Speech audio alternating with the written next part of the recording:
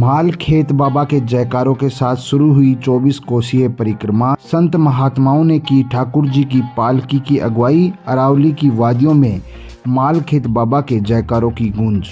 उदयपुरवाटी कस्बे के निकटवर्ती लोहागल से गोगानोमी से शुरू हुई मालखेत बाबा की 24 कोसीय परिक्रमा में संत महात्माओं ने सूर्य कुंड में स्नान कर ठाकुर जी की पालकी की अगुवाई करते हुए मालखेत बाबा के जयकारे लगाते हुए 24 कोसी परिक्रमा के लिए रवाना हुए।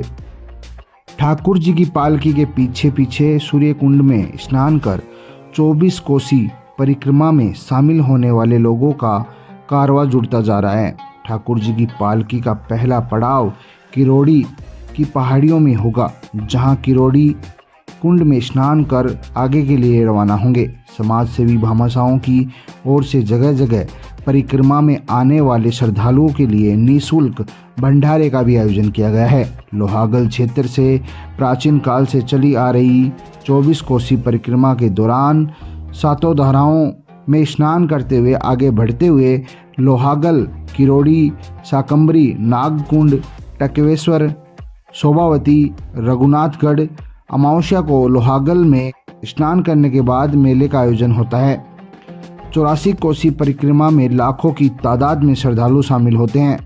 ठाकुर जी की पालकी की अगुवाई करने वालों में गणेश दास महाराज, गुलाब दास महाराज, सुखराम दास, सेवादास, रामदास, रामचरित्र दास, बालक दास, चंदन दास, मणिनाथ महाराज, इंद्रनाथ महाराज, गरीब दास महाराज, संदीप दास महाराज सहित बड़ी संख्या में संत महात्मा ठाकुर जी की पालकी की अगुवाई कर रहे हैं।